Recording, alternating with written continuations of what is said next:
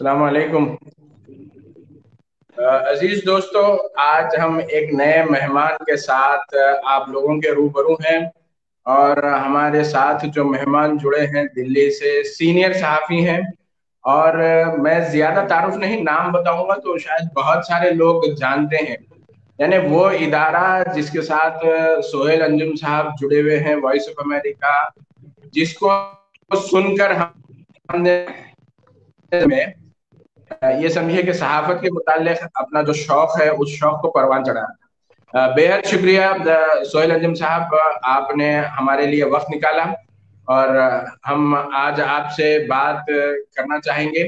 تو میں چاہتا ہوں کہ ہماری بات چیت کی جو ابتدا ہے وہ اس حوالے سے ہو کہ آپ اگر اپنے بارے میں تھوڑا سا مختصر سا وہ تعارف پیش کریں جو کہ عام طور پر طلباء صحافت کے لیے دلچسپی کا ہو، کہ کس طریقے سے آپ نے صحافت میں اپنی شروعات کی اور کیسے آپ نے سفر طے کیا۔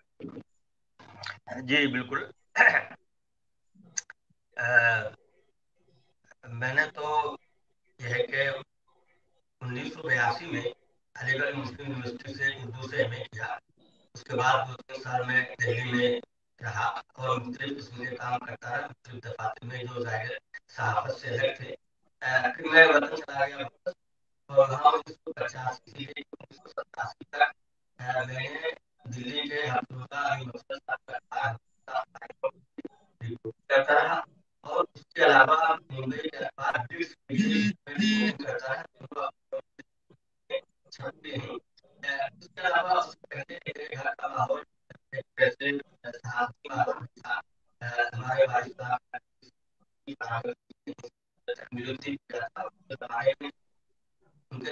سہیل انجم صاحب، اگر میں تھوڑا سا کا آپ کو انٹرپٹ کروں تو میں چاہتا ہوں کہ تھوڑا سا کا آواز آواز آپ کی تھوڑی سی مجھے کلیئر نہیں پہنچ رہی ہے، تو تھوڑا سا کا آپ اچھا ایک اگر میں یہ لگا لوں شاید اسے کلیئر پہنچے۔ ہاں اب آ رہی ہے، اب آ رہی ہے آواز۔ آ رہی ہے آواز؟ جی جی آ رہی بالکل ہے؟ بالکل بہتر۔ جی جی جی بہتر، جی بہت جی بہتر۔ ٹھیک۔ تو میں یہ عرض کر رہا تھا کہ میرے گھر کا ماحول شعری و ادبی ماحول تھا۔ ہمارے والد صاحب اپنے طالب علمی کے زمانے میں یہ ہے کہ الجمعیت اخبار اور مدینہ بجنور دونوں ان کے مطالعے میں رہا۔ اس کے بعد وہ یہاں سے جی دلی سے وطن چلے گئے۔ میرا وطن اتر پردیش کا ضلع بستی ہے، جو لکھنؤ سے تقریباً 300-350 کلومیٹر مشرق میں ہے۔ وہ مولانا آزاد کے بہت جی بڑے مداح اور عقیدت مند تھے، تو انہوں نے خود الہلال کے نام سے ایک پرچہ نکالا جو کچھ دنوں تک جی نکلا، جی پھر وہ بند ہو گیا۔ پھر اس کے بعد انہوں نے المعتمر کے نام سے نکالا، وہ بھی کچھ دنوں کے بعد بند ہوا۔ پھر انہوں نے خبرنامہ کے نام سے نکالا۔ 3 اخبارات انہوں نے خود نکالے تھے۔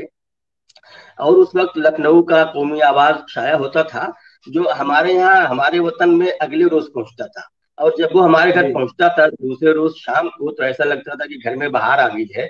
پہلے ہمارے والد جی صاحب پڑھتے تھے، پھر ہم لوگ اس کو پڑھتے تھے۔ تو یہ ایک بیک گراؤنڈ تھا جو لاشعوری طور پر ذہن میں موجود تھا۔ اس کے بعد اردو سے ایم اے کرنے کے بعد جب ہم دلی آئے، 2-3 سال یہاں مختلف دفاتر میں ہم نے کام کیا، جو ظاہر صحافت سے گھر کر کے کام تھا۔ پھر ہم واپس چلے گئے کہ یہاں کام نہیں بنے گا۔ پھر ہم نے فری آف کاسٹ ممبئی کے بلٹس میں اور دہلی کے اخباروں میں رپورٹنگ کرنی شروع کی۔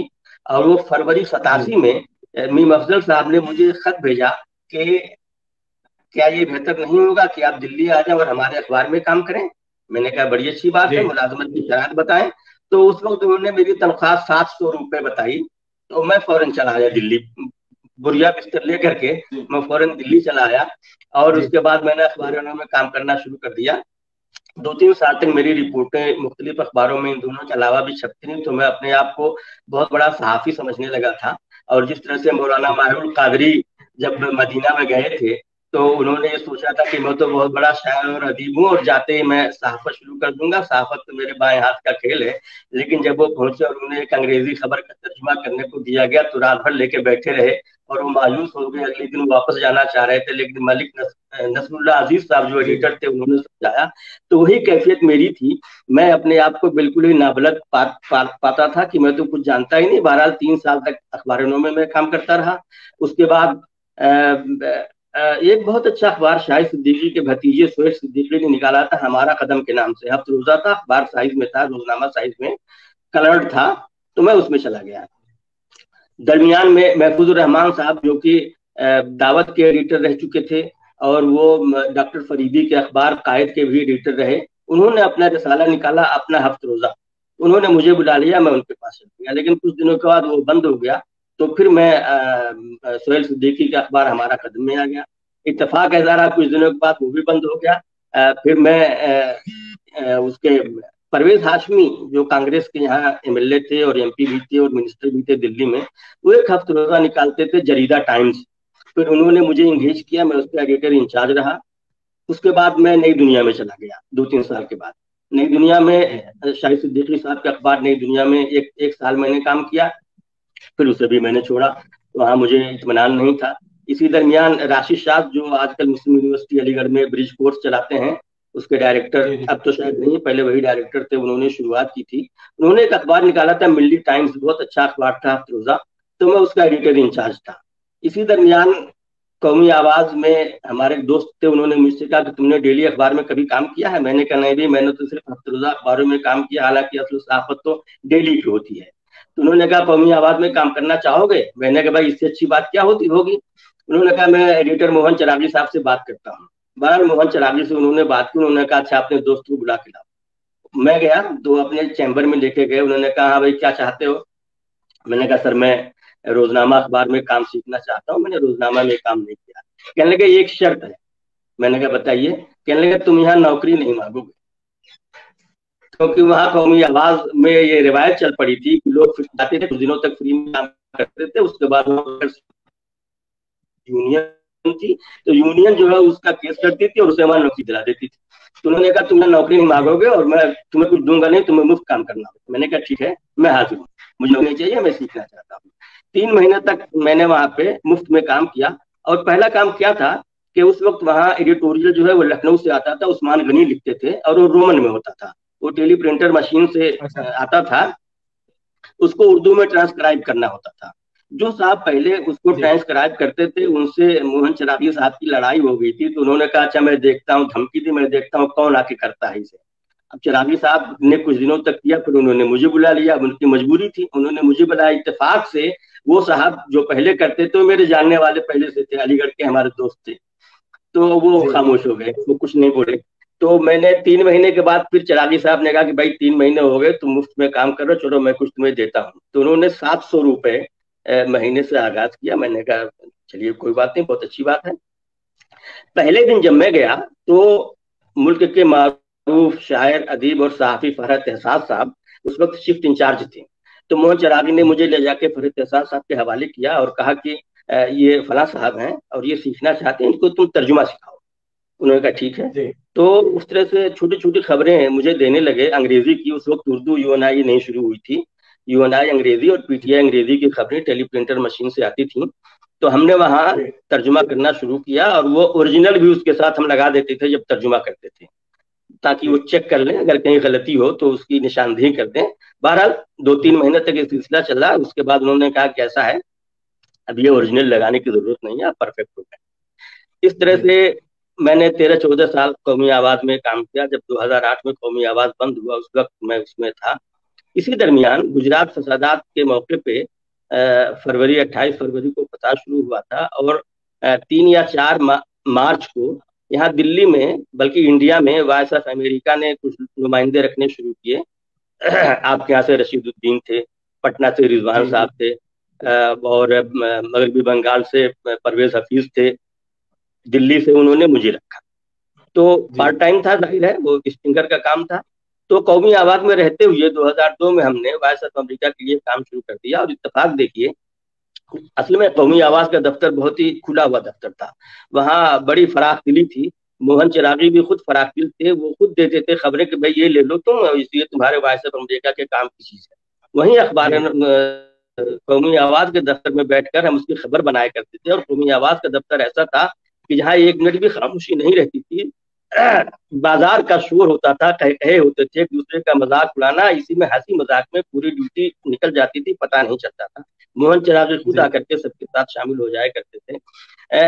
اس کے باوجود میں نے ریڈیو رپورٹنگ، ظاہر ہے باہر کی آواز نہیں آنی چاہیے، شور نہیں ہونا چاہیے، بڑی مشکل سے بہرحال میں نے 2002 سے لے کر کے 2008 تک 6 سال میں نے कौमी आवाज के दफ्तर में कभी इस कमरे में बंद करके कभी उस कमरे में बंद करके मैंने रिपोर्ट की। जब 2008 में कौमी आवाज बंद हो गया तो इनकलाब से ऑफर आया। एक साहब ने मुझसे कहा कि इनकलाब ज्वाइन करना चाहते हो? मैंने कहा नहीं, मैं कोई अखबार नहीं ज्वाइन करूंगा, मैं वायस ऑफ अमेरिका ही में काम करूंगा। तो बहरहाल अब तक मैं उसमें काम कर रहा हूँ। इस दरमियान मेरी मुतअद्दिद किताबें शाया हुई, आप भी कुछ किताबों से वाकिफ हैं। तकरीबन 25 किताबें शाया हुई हैं, जिनमें से 12 या 13 सहाफत पे हैं। और जो सहाफत पे किताबें हैं उनमें 6 किताबें तो तरतीब दी हैं, बाकी सब जो है वो ओरिजिनल हैं, जिनमें मीडिया रूबरू सबसे ज्यादा मकबूल किताब है। और अभी पिछले दिनों 2017 में मेरी एक किताब छपी है जो हिंदुस्तान भर में मसलकी रसायल निकलते हैं, देवबंदी, अहले हदीस, बरेलवी और शिया, चारों मसलकों के जो मजहबी पर्चे निकलते हैं उनमें क्या सहाफत होती है, उस पर तकरीबन 400 पेज की एक किताब दीनी रसायल की सहाफती खिदमात के नाम से कादरी पब्लिशर्स दिल्ली ने शाया की है। हिंदुस्तान में वो पहला काम है, अभी तक किसी ने काम नहीं किया। पाकिस्तान में एक रिसर्च स्कॉलर ने इस मौजू पे काम किया, लेकिन वो ज़ाहिर आप भी यूनिवर्सिटी में है, आपको मालूम है कि रिसर्च का जो काम होता है वो उसका अंदाज दूसरा होता है। हमने दूसरे अंदाज में काम किया है। तो बहरहाल वो पहली किताब है हिंदुस्तान में जो उस मौजू पे लिखी गई है। उसका दूसरा एडिशन, रिवाइज्ड एडिशन आने वाला है। तो ये मेरा मुख्तसर सा तारुफ है। ये मुख्तसर सा तारुफ था। आपने तवील हो गया उर्दू सहाफत का वो दौर भी देखा है, और आपकी शख्सियत मेरे हिसाब से तलबा सहाफत और मेरे लिए भी बहुत ज्यादा मायने रखती है, इस हवाले से कि आपका एक एक तजुर्बा जो है वो समझिए कि जामियात के तलबा के लिए बहुत ही अहमियत रखता है। तो मेरा जो आपसे पहला सवाल है वो सवाल इस हवाले से है कि आपने सहाफत, कौमी सहाफत भी देखी, आपने बॉम्बे का ब्लिट्स भी देखा। आज की सहाफत आप क्या देखते हैं? ये पिछले आपने जब शुरू किया था अपना सहाफती सफर उसमें और आज की सहाफत में ये तरक्की हुई है या फिर क्या हुआ है? इसके दो पहलू हैं सरवरी साहब। पहली बात तो यह है कि जाहिरी शक्ल सूरत क्या है, दूसरी बात यह है कि बातिनी शक्ल सूरत क्या है, यानी उसका मेयार कैसा है। तो अगर हम जाहिरी शक्ल सूरत की बात करें तो जाहिर है आज के अखबार बहुत अच्छे हैं। टेक्नोलॉजी की तरक्की ने उर्दू सहाफत को भी बहुत फैज़ पहुंचाया है, और उर्दू के सहाफ़ी भी दूसरी ज़बानों के सहाफ़ियों की मानिंद उससे इस्तेफ़ादा करते हैं। वो भी इंटरनेट के और इसकी तमाम सहूलतों से वाकिफ़ हैं और उससे भरपूर फ़ायदा उठाते हैं। और एक गेटअप, बहुत अच्छा गेटअप उर्दू अखबारों को भी हासिल हो गया है, और उनको आप दूसरी ज़बानों के अखबारों के बराबर में रख सकते हैं। सूरी एतबार से, ज़ाहिरी एतबार से अखबार बहुत अच्छे हो गए हैं, और कुछ अखबारों में जो कारपोरेट के घरानों के हाथ में हैं उनमें कुछ तनख्वाहें भी कुछ अच्छी मिलने लगी हैं प्राइवेट अखबारों के मुकाबले में। लेकिन अगर आप उसके मेयार की बात करें तो मैं समझता हूँ मेयार अब बहुत डाउन हो गया है, बहुत गिर गया है। पहले अखबारों का मेयार बहुत अच्छा हुआ करता था, अब तो बहुत से अखबारों में प्रूफ रीडिंग ही नहीं होती है, जिसकी वजह से ऐसी ऐसी गलतियां, मज़ाक़ा खेज गलतियां सामने आती हैं कि सर पीट लेने को जी चाहता है। जब हमने शुरुआत की थी तो ज़ाहिर उस्तादी और शागिर्दी की बड़ी तमाना और मजबूत रिवायत थी। हमने कई लोगों को कई साल तक अपना उस्ताद बनाए रखा, उनसे सीखा। लेकिन आज मैं समझता हूँ कि कंप्यूटर की आमद ने उस्तादी और शागिर्दी की रिवायत को कमज़ोर किया है। आज तो जो सब एडिटर है या रिपोर्टर है या जो भी जिम्मेदार है, वो कंप्यूटर पे बैठ के उसने खबरें बना दी और उसको एक पेज तैयार कर दिया, गेटअप अच्छा लगने लगा, उसने अपने इंचार्ज को दिखाया, उसने कहा हाँ ठीक है, बहुत अच्छा है, लेकिन मैटर में क्या है वो नहीं देखा गया, जिसकी वजह से बहुत सी गलतियां ऐसी होती हैं जो नहीं होनी चाहिए। कौमी आवाज में हमने देखा कि जब उर्दू की यूनानी उर्दू सर्विस शुरू हुई तो हम लोग ये करते थे कि जो भी खबर देनी होती थी शुरू से लेकर आखिर तक उसको पढ़ते थे। ये नहीं कि उर्दू खबर है मिली और इंट्रो देखा और सुर्खी लगाई और किताबत के लिए दे दिया, ऐसा नहीं होता था, बल्कि हर खबर को शुरू से आखिर तक हम लोग पढ़ते थे। उसमें ये होता था कि बहुत सारी तर्जुमे की भी गलतियां नजर आती। जाहिर है वहां जो बैठा कोई जरूरी नहीं कि बहुत ही परफेक्ट हो, उससे गलती ना हो, उससे भी गलती हो सकती है, कंपोजिंग की भी गलती हो सकती है। मैं इस सिलसिले में एक बहुत ही दिलचस्प वाकया आपको बताता हूँ। ISI, इंडियन स्टैंडर्ड इंस्टीट्यूट, ये एक अदारा है, इसकी खबर UNI से रिलीज हुई और वो उर्दू में। इत्तेफाक से वो खबर मेरे पास आई। اور جب میں نے اس کو پڑھنا شروع کیا تو جو ٹرانسلیٹر صاحب رہے ہوں گے انہوں نے ظاہر کھینچ کے انہوں نے ترجمہ کیا، تیزی میں انہوں نے لکھا ہوگا، تو جو آپریٹر تھے انہوں نے ISI انگلش میں لکھا، وہ آپریٹر نے ISI کو گنتی کا 151 سمجھ، اب وہ 151 پوری خبر میں شروع سے آخر تک ISI کی جگہ پہ 151 151 151 چلتا رہا۔ ہمارے برابر میں جو صاحب بیٹھے تھے ان سے ہم نے کہا ارے بھائی دیکھیے ایسی سی خبر آئی ہے اور ہم تو اس کو صحیح کر دے رہے ہیں، لیکن کل دیکھیے گا دوسرے اخباروں میں 151 ہی رہے گا۔ اور آپ یقین کریں سروری صاحب، دوسرے روز ہم نے جتنے بھی اردو کے اخبارات دیکھے سب میں 151 تھا، کسی نے اس خبر کو پڑھنے یا اس غلطی کی اصلاح کرنے کی کوشش نہیں کی۔ جب روزنامہ قومی آواز لکھنؤ کا نکلتا تھا اور حیات اللہ انصاری اس کے ایڈیٹر تھے، قیصر تمکین صاحب نے ایک اپنی خود نوشت لکھی ہے، اس میں بہت اچھے اچھے واقعات انہوں نے اس حوالے سے لکھے ہیں۔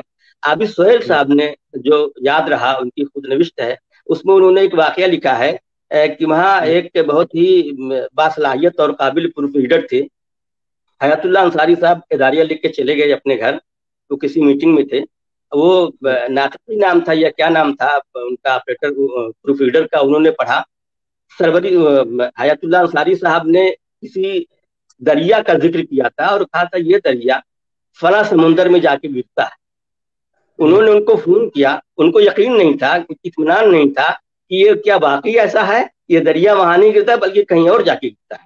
انہوں نے حیات اللہ انصاری، یہ نہیں کہ وہ ایسے ہی دے دیا، انہوں نے حیات اللہ انصاری صاحب کو فون کیا، وہ کہنے لگے کہ صاحب یہ دریا تو فلاں سمندر میں نہیں گرتا۔ حیات اللہ انصاری صاحب نے کہا ارے صاحب تو جہاں گرتا ہوں وہاں گرا دیجیے۔ اب بار انہوں نے ان کی جو سمجھ میں آیا وہ انہوں نے کیا۔ تو عابد سہیل نے لکھا کہ اگلے روز حیات اللہ انصاری صاحب نے یہ دیکھنے کی زحمت نہیں کی کہ دریا کو انہوں نے کہاں گرایا۔ تو اس طرح سے ہوا کرتا تھا۔ قومی آواز کے جو کاتب تھے آج کے بڑے بڑے صحافیوں سے بھی زیادہ باصلاحیت وہاں پہ ہوا کرتے تھے۔ یہی وجہ ہے کہ جو بچاوت اجرت بورڈ تھا اس نے صحافیوں کو بھی ایڈیٹر مانا تھا، سب ایڈیٹر مانا تھا، جو سب ایڈیٹرز کی جو تنخواہ اس نے جو اسکیل مقرر کی تھی وہی اسکیل اس نے صحافیوں کی بھی مقرر کی تھی۔ تو پہلے اس طرح کی چیزیں ہوتی تھیں۔ قومی آواز میں حیات اللہ انصاری صاحب نے لکھنؤ میں ایک رجسٹر بنایا تھا اور اس میں ایک تو اسٹائل شیٹ تھی کہ کون سا لفظ کیسے لکھا جائے گا، اور دوسرے آج کے اخبار کی اخبار میں کیا کیا غلطیاں ہوئی ہیں ان غلطیوں کی نشاندہی اس رجسٹر پر کر دی جاتی تھی، لکھ دی جاتی تھی۔ لوگ جا کر کے دیکھتے تھے کہ ہاں آج یہ غلطی ہوئی ہے۔ خود عشرت علی صدیقی صاحب جب دلی میں قومی آواز کے ایڈیٹر کے طور پہ کام کر رہے تھے، اگلے روز وہ صبح کو لے کر کے اخبار بیٹھتے اور دیکھتے کہاں کہاں غلطی ہوئی ہے، لال قلم لے کر کے بیٹھتے تھے، بقول موہن چراغی پورا اخبار لال کر دیتے تھے جہاں جہاں غلطی ہوتی تھی۔ لیکن آج یہ سب نہیں ہوتا۔ پہلے یہ ہوتا تھا کہ اگر کوئی غلطی ہے اور کسی نے اخبار میں مراسلہ لکھا ہے یا فون کر کے بتایا ہے تو ایڈیٹر حضرات اس کو بڑی ہی خندہ پیشانی کے ساتھ اس کو قبول کرتے تھے اور اس غلطی کا معذرت نامہ اعتذار چھاپا جاتا تھا۔ آج کی صورتحال یہ ہے کہ اگر آپ کسی سے کہیں کسی ایڈیٹر سے کہ آپ کے اخبار میں یہ غلطی ہوئی ہے تو وہ اس کو برا مانتا ہے۔ میں ایک واقعہ بتاؤں، دلی کے 2-3 اخبارات کے نو آموز 5-6 صحافی ایک جگہ بیٹھے ہوئے تھے اور وہاں ایک بہت ہی سینئر صحافی بھی بیٹھے ہوئے تھے، ان سے گفتگو ہو رہی تھی۔ انہوں نے ان لوگوں کے لیے کچھ ٹھنڈا منگوایا، مشروب منگوایا پینے کے لیے۔ اسی بیچ میں ایک صاحب کا نام لے کر کے انہوں نے کہا کہ ارے بھائی فلاں صاحب آپ نے جو کل خبر بنائی تھی وہ بڑی طویل ہو گئی تھی، وہ خبر ایسی نہیں کہ اس میں خبریت غائب ہو گئی تھی۔ ان صاحب کو اتنا برا لگا کہ وہ اٹھ کے چلے گئے، انہوں نے ان کی مہمان نوازی بھی قبول نہیں۔ تو آج کی صورتحال یہ ہے، معیار کے اعتبار سے دیکھیں تو معیار بہرحال گرا ہے خبروں کے حوالے سے، کیونکہ انگریزی اخباروں میں بہت سی ایکسکلوزیو اسٹوریز ہوتی ہیں، انڈین ایکسپریس میں، ہندوستان ٹائمز میں، ٹائمز آف انڈیا میں، ہندو میں، لیکن اردو اخباروں میں ایکسکلوزیو اسٹوری نہیں ہوتی۔ موہن چراغی جب قومی آواز کے ایڈیٹر تھے تو ان کا تعلق سیاست دانوں سے بھی تھا، ظاہر وہ کانگریس کا اخبار تھا تو سیاسی حلقوں میں اٹھتے بیٹھتے تھے، وہاں ان کو بہت ساری چیزیں مل جاتی تھیں اور وہ آ کر کے ایک ایکسکلوزیو خبر بنا دیا کرتے تھے۔ میں سمجھتا ہوں آج کے میں دلی کی بات کر رہا ہوں، آپ حیدرآباد کی بات نہیں میں کر رہا، دلی کی بات کر رہا ہوں۔ دلی میں ایسے صحافی آپ کو خال ہی ملیں گے، بلکہ شاید کوئی نہیں ملے گا کہ جس کی سیاسی حلقوں میں جو نشست و برخاست رکھتا ہو اور سیاست دانوں سے جس کے تعلقات ہو اور وہاں سے ان کی گفتگو سے وہ کوئی نئی خبر نکالتا ہے، ایسا نہیں ہوتا۔ ہاں ایک چیز ہے کہ جو مضامین چھپتے ہیں، تجزیاتی مضامین چھپتے ہیں، وہ معیاری ہوتے ہیں، چند ایک کو چھوڑ کر کے وہ بہت اچھے ہوتے ہیں۔ اور میں بلکہ بلا خوف تردید یہ بات کہوں گا کہ انگریزی اخباروں میں جو تجزیاتی مضامین چھپتے ہیں میں ان کو بھی پڑھتا ہوں، اردو اخباروں میں بھی پڑھتا ہوں۔ اردو اخباروں میں چند کچھ مضامین ایسے ہوتے ہیں جو ان سے کمتر نہیں ہوتے، بلکہ بعض معاملات میں ان سے بہتر ہی ہوتے ہیں۔ تو خبروں کا معیار تو گرا ہے، لیکن تجزیاتی مضامین کا معیار گرا نہیں ہے، بلکہ وہ اور بلند ہوا ہے۔ پہلے تنخواہیں بہت کم ملا کرتی تھی، لیکن اب تنخواہیں بھی معقول ہوگی۔ جی فرمائیں۔ میرا یہ سوال کہ یقیناً تکنیکی اعتبار سے اردو اخبارات نے ترقی کی ہے، مواد کے اعتبار سے مسائل ہوئے ہیں۔ ایک دوسرا جو پہلو مجھے نظر آتا ہے، آپ بہتر بتا سکیں گے، کہ پہلے جو اردو اخبارات جو ہوا کرتے تھے وہ سارے ہندوستانی سب کی عکاسی کرتے تھے۔ آج کے جو اردو اخبارات ہیں وہ صرف مسلم کمیونٹی کے اخبارات بن گئے، آپ کیا کہیں گے؟ یہ بات تو بڑی حد تک درست ہے آپ کی، لیکن اس کی میں سمجھتا ہوں یہ ایک وجہ ہے کہ مسلمانوں کے بہت سے مسائل انگریزی اور ہندی کے اخبارات نہیں اٹھاتے، اور اگر اٹھاتے بھی ہیں تو اس کو دوسرا رنگ دے دیتے ہیں۔ جو جن اخباروں کی پالیسی میں مسلم مخالفت شامل ہے وہ اس خبر کو دوسرے انداز میں پیش کرتے ہیں جو ایک طرح سے مسلم مخالف انداز ہوتا ہے۔ تو اب جب مسلمانوں کے مسائل کسی اور اخبار میں نہیں آئیں گے، انگریزی اور ہندی کے اخبار میں نہیں آئیں گے تو دوسرے انداز میں آئیں گے، تو ظاہر ہے اردو اخباروں کو ان مسائل کو اٹھانا پڑے گا۔ لیکن اس کے ساتھ یہ بھی ہے کہ انڈین ایکسپریس ہو یا ہندوستان ٹائمز ہو یا ٹائمز آف انڈیا ہو اور ہندو، ان چاروں اخباروں کی بات میں کر رہا ہوں، ان میں بہرحال مسلم ایشوز بھی اٹھائے جاتے ہیں اور خاصے اٹھائے جاتے ہیں۔ انڈین ایکسپریس میں سمجھتا ہوں سب سے زیادہ ہوتے ہیں، اور اس کا انداز بھی اینٹی مسلم نہیں ہوتا۔ جی۔ اور ایک بات یہ بھی ہے کہ اردو کے بہت سے صحافی اپنے آپ کو احساس کمتری میں بھی کچھ لوگ مبتلا ہیں، جو یہ سمجھتے ہیں کہ ارے ہمیں بڑے مسائل سے، قومی مسائل سے کیا لینا دینا، ہمارے قاری کو ان مسائل سے کوئی دلچسپی نہیں ہے۔ تو ہمارے قاری جن مسائل سے دلچسپی رکھتے ہیں، جن مسائل کو پڑھنا چاہتے ہیں، جن چیزوں کو پڑھنا چاہتے ہیں، ان چیزوں کو ہم اٹھاتے ہیں۔ لیکن یہ سوچ ٹھیک نہیں ہے، مناسب نہیں ہے۔ ایک وسیع الظرفی ہونی چاہیے، فراخ دلی ہونی چاہیے، اور ظاہر جو قومی مسائل ہیں وہ ہمارے بھی مسائل، صرف برادران وطن کے مسائل نہیں ہیں۔ مثال کے طور پر آج کسانوں کا جو احتجاج ہو رہا ہے وہ صرف غیر مسلموں کا احتجاج نہیں ہے، یا غیر مسلم کسانوں کا احتجاج نہیں، مسلمان بھی کسان ہیں، مسلمانوں کا بھی یہ مسئلہ ہے اور مسلمانوں کا بھی یہ احتجاج ہے۔ تو اور بھی دوسرے ایشوز جو ہیں، جو قومی ایشوز ہیں، ان کو بھی اسی طرح سے اٹھانا چاہیے جس طرح سے دوسرے مسلمانوں کے ایشوز اٹھائے جاتے ہیں۔ لیکن ایک تھوڑا سا مسئلہ ذرا سا جذباتیت کا بھی ہے نا، مسلم قاری بھی بہت جذباتی ہے، وہ جذباتی چیزیں پسند کرتا ہے، سنجیدہ چیزیں کم پسند کرتا ہے، تو شاید وہ بھی ایک وجہ ہو جو اردو اخبارات ان کو نہیں اتنا اٹھا پاتے ہیں۔ میرا جو اگلا سوال، آپ کا وقت قیمتی ہے لیکن میں چند سوالات ضرور آپ سے کرنا چاہوں گا۔ اردو صحافت یا اردو اخبارات جو ہے وہ ٹھیک ہے مسلم مسائل پیش کرتے ہیں، کیا وہ مسلمانوں کے حالات کی یا مسائل کی صحیح عکاسی کرتے ہیں یا نہیں؟ کچھ معاملات میں تو صحیح عکاسی ہوتی ہے، لیکن بیشتر معاملات میں جذباتیت ہوتی ہے اور مبالغہ آرائی بھی ہوتی ہے، اور رپورٹنگ کا انداز یا خبر سازی کا انداز ایسا ہوتا ہے کہ جو ایک طرح سے مسلمانوں کو میں یہ کہوں، آگے بڑھ کے کہہ رہا ہوں، اکسانے والا ہوتا ہے، جو نہیں ہونا چاہیے۔ آپ معروضی انداز میں اور سنجیدہ انداز میں مسئلے کو اٹھائیں اور اس کے تمام پہلوؤں کو سامنے رکھیں، صرف وہ پہلو نہ رکھیں جن سے اردو کا قاری خوش ہو، بلکہ پہلو بھی رکھیں جو اس کو اچھا نہ لگے لیکن وہ اس مسئلے کا پہلو ہو، اس مسئلے سے وابستگی رکھتا ہو، اس کو بھی رکھنا چاہیے۔ تمام کسی بھی ایشو کا اٹھانے کے لیے اس کے ظاہر ہے کوئی بھی مسئلہ ہے اس کے بہت سارے پہلو ہوتے ہیں، تمام پہلوؤں کو سامنے رکھنا چاہیے۔ صرف یہ نہیں سوچنا چاہیے کہ ہمارا قاری کیا پسند کرتا ہے، کیا ناپسند کرتا ہے، اس کی پسند کو آپ نے رکھ دیا، ناپسند کو الگ رکھ دیا، تو ظاہر ہے وہ تمام حقائق سے پوری طرح سے واقف نہیں ہو پاتا۔ اگلا سوال میرا کہ ایک صحافی کو خاص طور پر زبان کے حوالے سے، جیسے آپ نے بتایا کہ کمپیوٹر سے اٹیچ ہو گیا ہے آج کا جو نوجوان ہے یا صحافی ہے، تو اس کو اپنی زبان کی جو صلاحیت ہے، زبان کی جو استعداد ہے، یا زبان کے حوالے سے جو بہتر زبان یا کفایت لفظی کا جو اصول ہے اس حوالے سے اس کو کیسے ایک طالب علم یا ایک صحافی اس کو امپروو کر سکتا ہے یا اس جانب توجہ دے سکتا ہے؟ آپ نے بہت اچھا سوال کیا.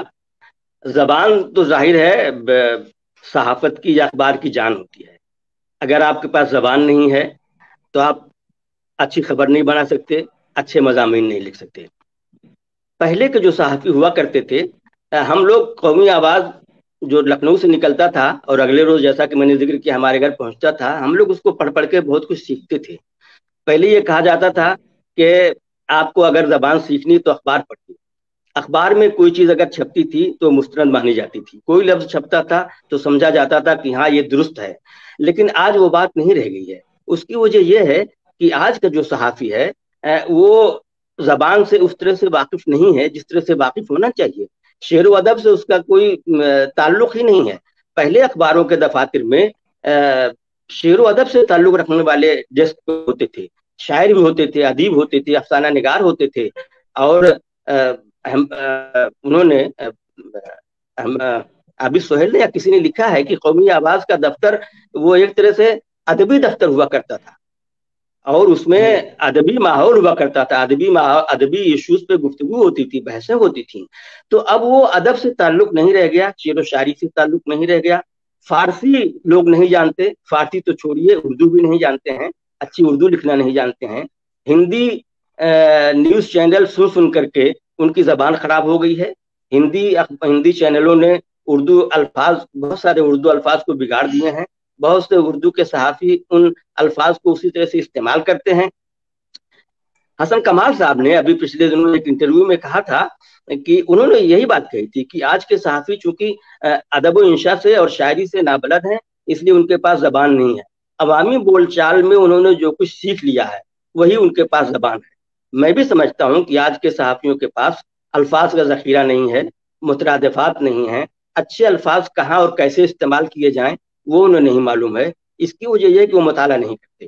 ایک تو دوسرے اخباروں کا مطالعہ تو کرنا ہی چاہیے، اپنے اردو زبان و ادب کا بھی مطالعہ کرنا چاہیے. اگر آپ اردو زبان و ادب کا، اردو کی ادبی کتابوں کا، کلاسیکل لٹریچر کا مطالعہ کریں گے، پرانے کلاسیکی شعراء کی شاعری کا مطالعہ کریں گے تو آپ کو ایسے نئے نئے الفاظ ملیں گے، ایسے رچ الفاظ ملیں گے کہ آپ ان کا استعمال کر کے اپنی خبر کو یا اپنے مضمون کو بہت دلکش اور پرکشش بنا سکتے ہیں. میں کوشش کرتا ہوں کہ میں روزانہ سونے سے قبل میری عادت ہے 1 گھنٹہ 2 گھنٹہ پڑھنے کی.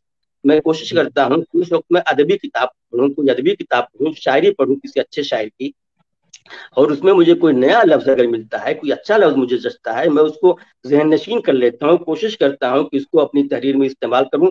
میری یہ آپ کی کوشش ہوتی ہے آواز کہ کٹ جو رہی ہے سہیل صاحب.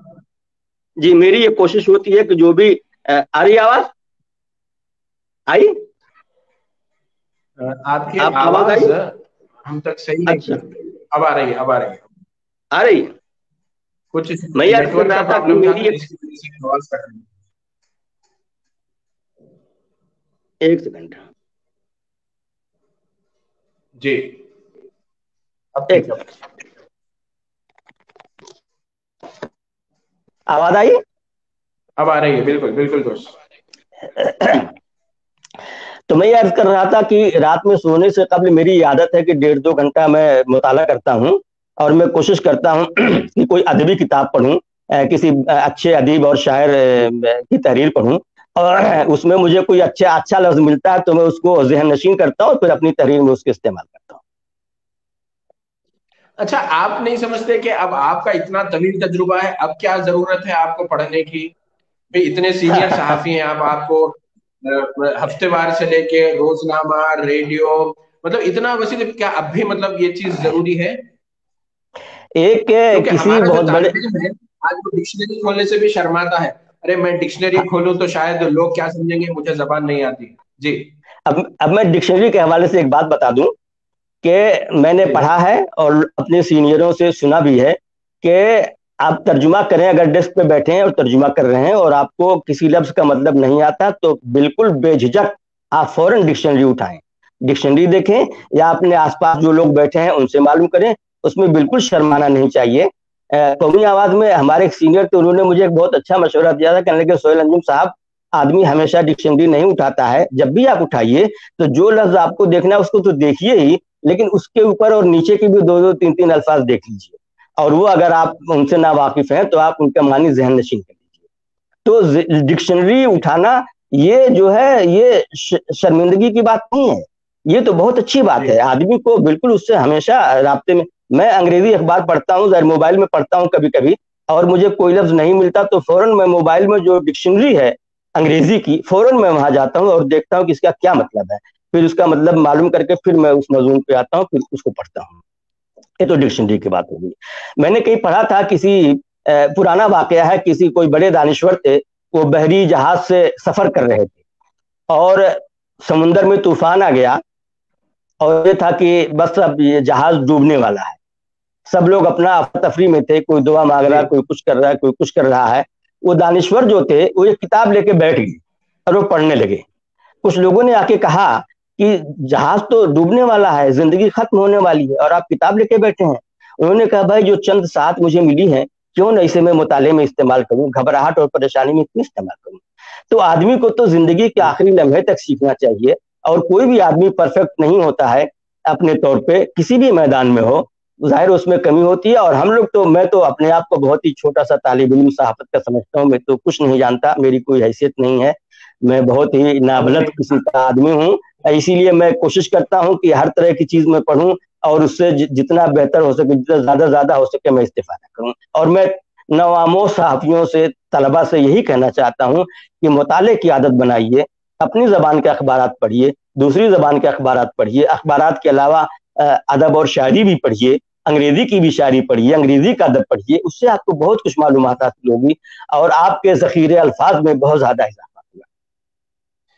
جی ایک سوال جو اگر وقت اجازت دے تو میں اگلا سوال کروں گا, ورنہ میں یہ سمجھ رہا تھا کہ آخری سوال ہوگا کہ ترجمے کے حوالے سے, کہ ایک صحافت کے طالب علم کو ترجمے پر کس حد تک توجہ دینی چاہیے اور کتنا ضروری ہے یہ دینا توجہ؟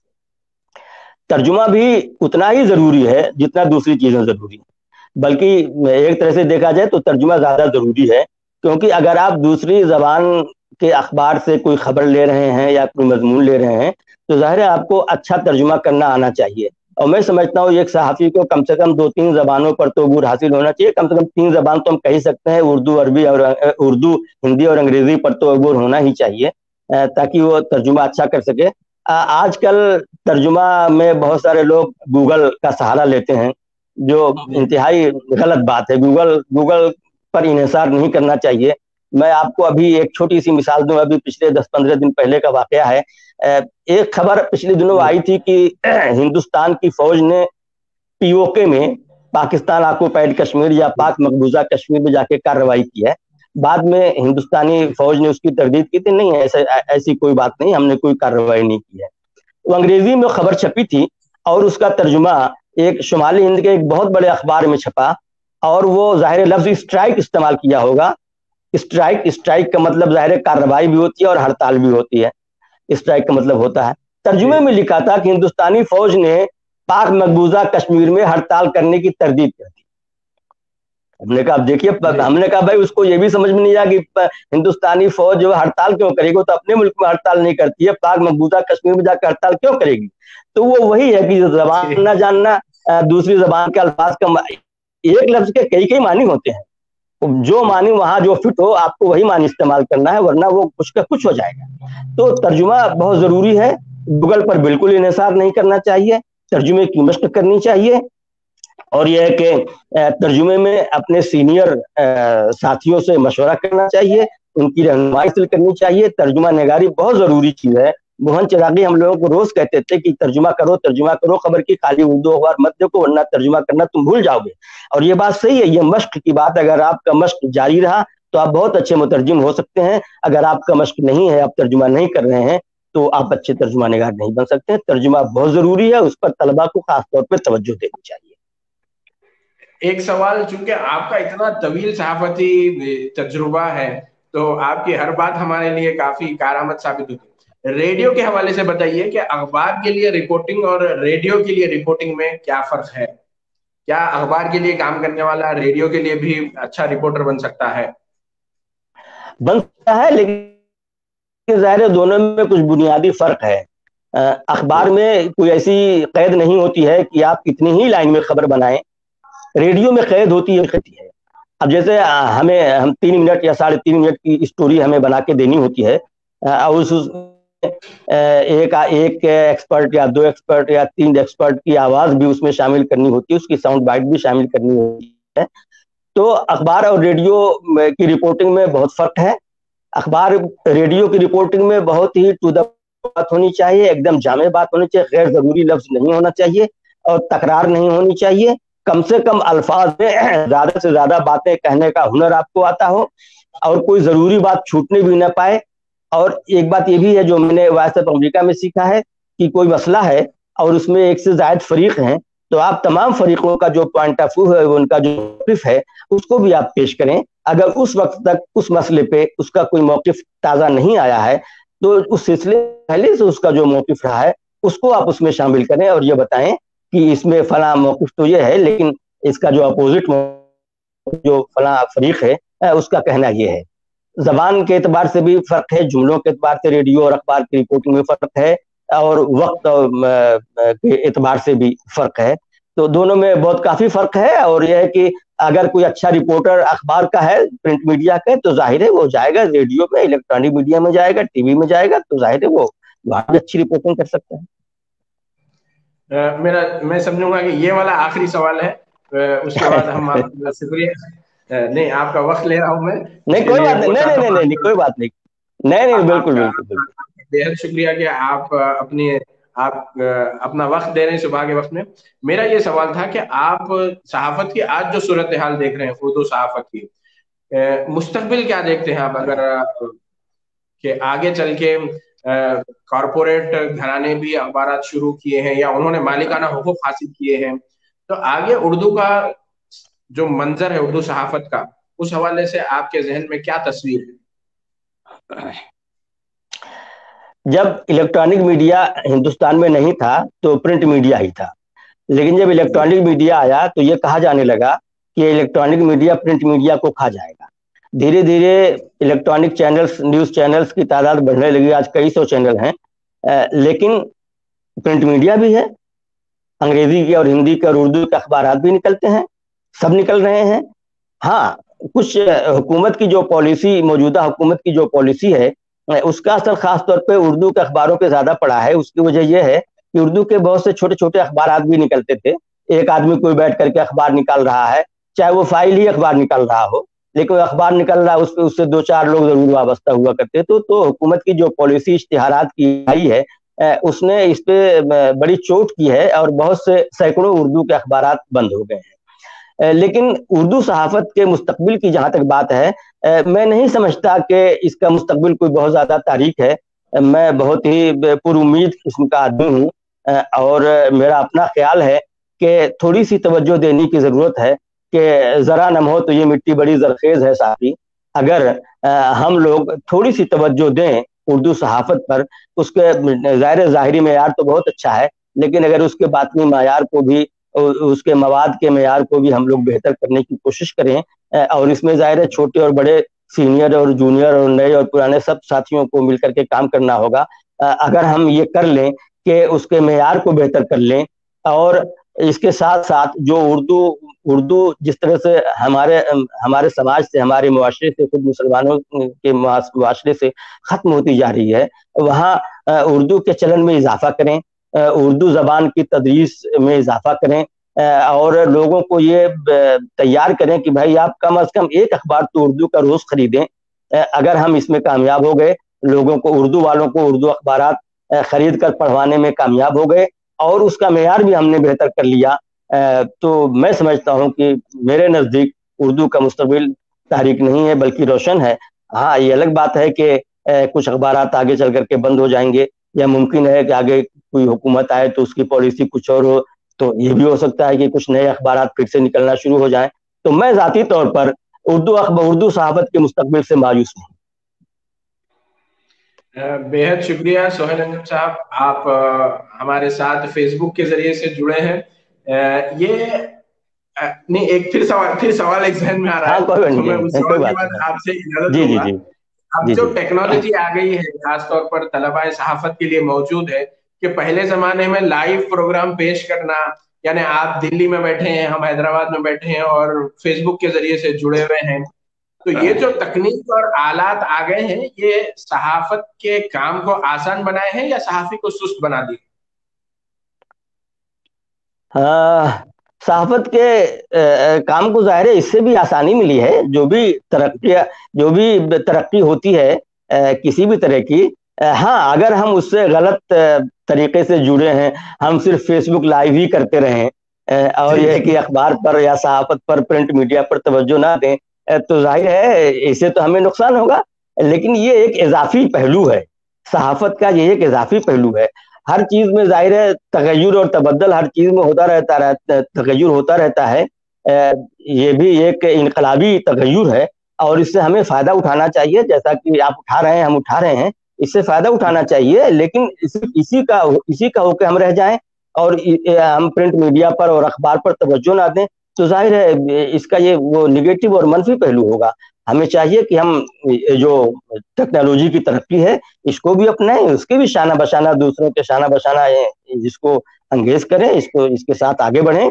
लेकिन इसी के साथ साथ हम प्रिंट मीडिया पर भी तवज्जो दें, अपनी जबान पर तवज्जो दें, सहाफत पर तवज्जो दें, उसकी मेयार को बुलंद करें। तो मैं नहीं समझता हूँ कि ये कोई रुकावट पैदा होगी, बल्कि इससे हमारी सहाफत में आगे चल करके और आसानियां ही पैदा। बेहद शुक्रिया सोहेल अंजुम साहब। आप जैसे सहाफी से बात करना मेरे लिए एजाज है। मैं समझता हूं कि आपसे मैंने आज की इस गुफ्तगू से बहुत सारी चीजें सीखी हैं। मैं तहे दिल से आपका शुक्रिया अदा करना चाहूंगा कि आपने आज की इस गुफ्तगू के लिए वक्त निकाला और वक्त दिया। बेहद शुक्रिया सोहेल अंजुम साहब। बहुत बहुत शुक्रिया मुस्तफ़ा अली सरवरी साहब, बहुत बहुत शुक्रिया आपका, आपने मुझे इस लायक समझा। ये जर्रा नवाजी है, अरे मैं इसके लिए आपका तहे दिल से शुक्रगुजार। बेहद शुक्रिया। अस्सलाम वालेकुम। वालेकुम अस्सलाम।